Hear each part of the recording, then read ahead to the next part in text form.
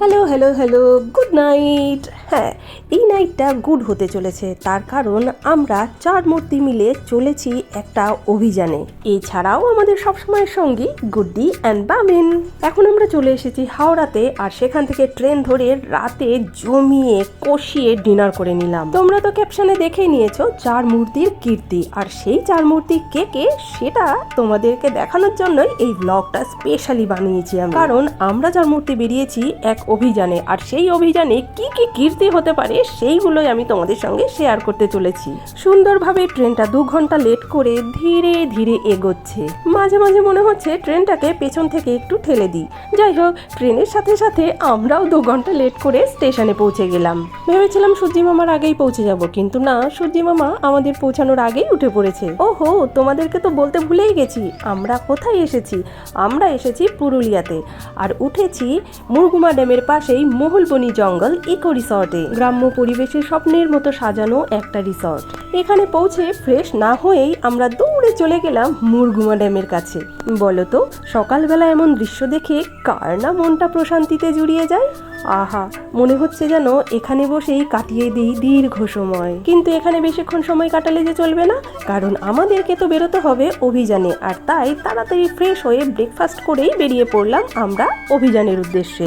পথে যেতে যেতে মহুয়া ফল থেকে থমকে দাঁড়িয়ে গেলাম।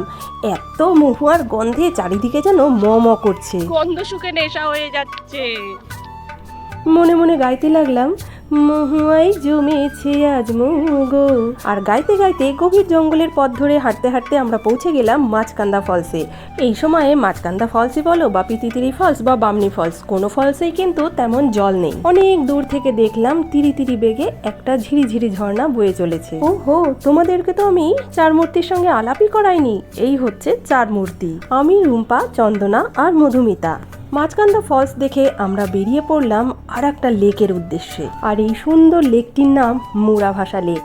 এই প্রচন্ড গরমে লেকটা দেখে মনে হচ্ছে লেকের জলে ঝাঁপিয়ে পড়ি। আর এই লেকের জলটাও কিন্তু বেশ ঠান্ডা। তখন কিন্তু মাথার উপরে সূর্যি মামা রেগে মেগে বেশ রোদ দিচ্ছে, আর গুড্ডি বাবিন নেমে পড়েছে জলে। এই লেকটা স্নান করার মতন, একদম স্নান করলে ভালো লাগবে। জোরে জোরে জোরে জোরে।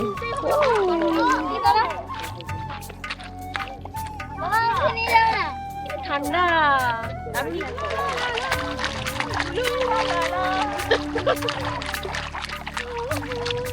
আমাদের এই চারজনের এই পাগলামি করার উদ্দেশ্য কি জানো? ওই যে বললাম, অভিযান। আমরা ঠিক করেছিলাম পুরুলিয়া ঘুরতে এসে একটা গানের শ্যুট করব, আর যার জন্য কোনো প্রফেশনাল ক্যামেরাম্যান নেই। আমার দায়িত্বে বাবিন এক্ষেত্রে অনেক হেল্প করেছে। বেশ গরম লাগছিল, তাই মুরগুমা ড্যামের পাশেই আখের রস দেখে এখান থেকে আখের রসে গলা ভিজিয়ে ফিরে এলাম রিসর্টে। লাঞ্চ করে সন্ধ্যার দিকে আমরা আবার বেরিয়ে পড়লাম ওই যে শুটিংয়ের উদ্দেশ্যে।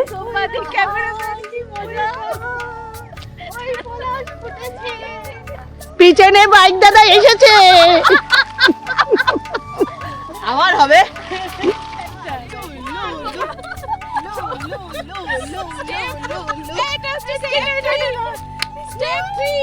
দেখে বুঝতেই পারছো আমাদের শুটিংটা কতটা ফানি আর আমরা কতটা এনজয় করছি। সকালটা আজ হঠাৎ করে লাগছে দারুণ ভালো, ইচ্ছেগুলো মেলছে, ডানা উড়ছে এলো মেলো।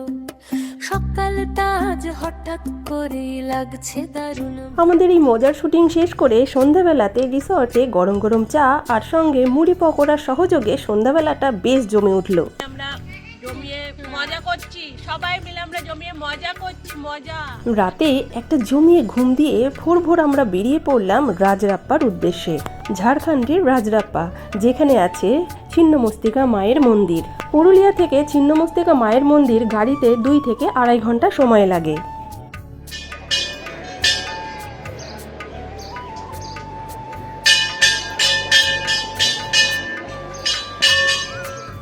এরপরেই আমি এই ভিডিওগুলো ইন ডিটেলস আমার চ্যানেলে দেব।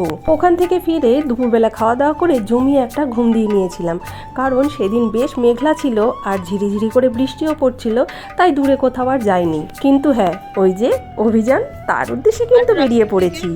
তাহলে এইভাবে, তাহলে ফুল আসবে। ঠিক আছে, হ্যাঁ। অন্ধকার অন্ধকার হয়ে যাচ্ছে না, এই দিকটাতে আসলে পরিষ্কার।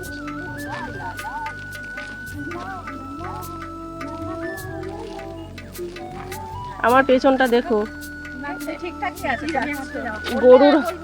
গরুর হাগু আছে নাকি? তোমরা এত জোরে বোলেরো আসছে, বোলেরো গাড়ি চলে যাচ্ছে রাস্তা দিয়ে। বুঝতেই পারছো কি দারুণ শুটিং চলছে আমাদের।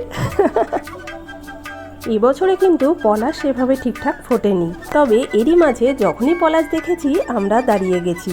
আর এখন আমরা চলেছি চড়িদা গ্রামে, মানে মুখোশের গ্রাম। এই গ্রামে অনেকক্ষণ ঘুরলাম, দেখলাম কি করে মুখোশ তৈরি হয়, আর এখান থেকে বেশ কয়েকটা মুখোশও কিনে নিয়েছি। আমাদের শুটিং এর জন্য আমরা এই পলাশ গাছটার নিচটাই বেছেছি জায়গা,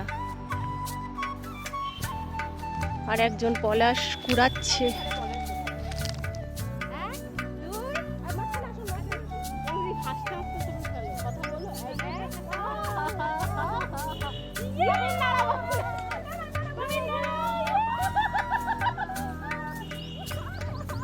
এই শুটিংটা করার জন্য আমরা অনেকটা মাঠের ভিতরে চলে এসেছিলাম, আর গাছের উপরে বসে আছে বানর সেনা মহারাজ বিরাজ। মহারাজ গাছে উঠে গাছটাকে ঝাড়া দিচ্ছে, আর ওখান থেকে ঝরঝর করে পলাশ ফুল পড়ছে।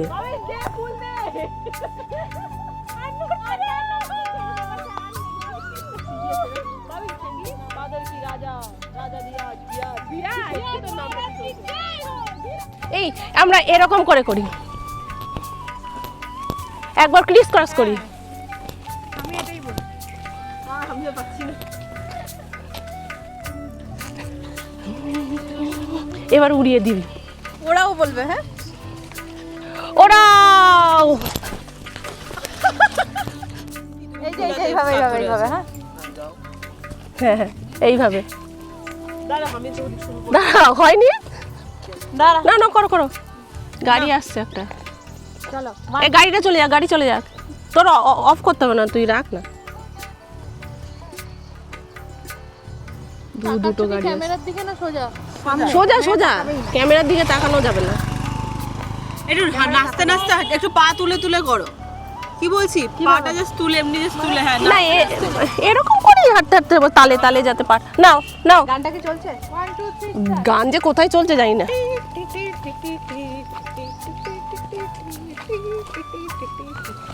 কোমরটা একটু দুলিয়ে দুলিয়ে।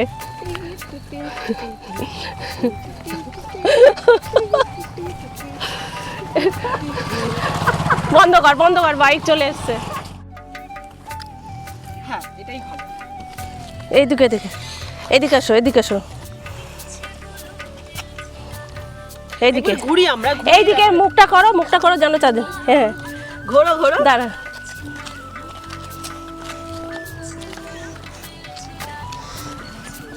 ওরাও।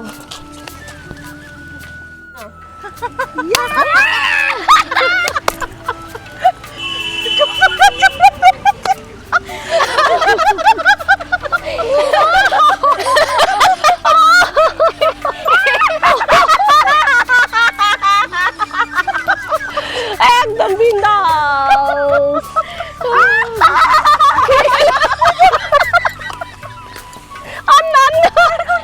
বলো আমাদের শুটিংটা কেমন লাগছে তোমাদের? না জানি ফাইনালি গানটা কেমন হবে। আপার ড্যামে এসে গুড্ডি একটু মডেলিং করে নিল, আর তাই না দেখে আমারও একটু ইচ্ছা হলো মডেলিং করার। গুড্ডিকে বললাম ক্যামেরা ধর, আমিও একটু মডেলিং করে নিই। মডেল হিসাবে আমাকে এত সুন্দর লাগবে আমি বুঝতেই পারিনি।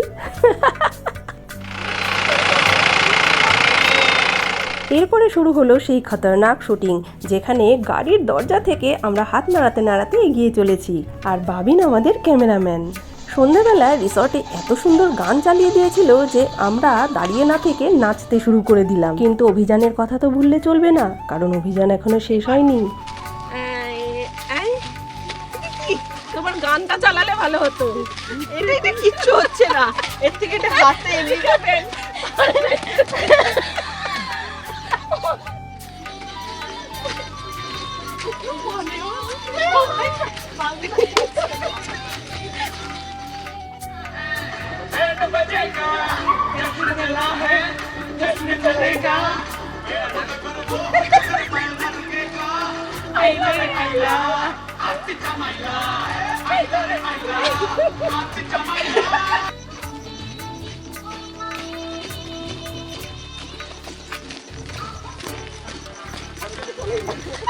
আপাতত শুটিংয়ের পর্ব শেষ, এবার ফাইনাল গানটি দেখার জন্য চোখ রাখো আমার চ্যানেলে পয়লা বৈশাখে। ব্লগটা তোমরা এনজয় করলে কিনা জানিও কিন্তু। আর এখন তার একটা ছোট্ট ঝলক। রাঙামাটি শিমুল পলাশ বনে ধামসা মাদল তালে তালে দিচ্ছে উকি ঝুঁকি, কোনো বারণ মানব না আজ, কোনো শাসন নয়, ইচ্ছে মতো মেলবো ডানা, বল না কিসের ভয়।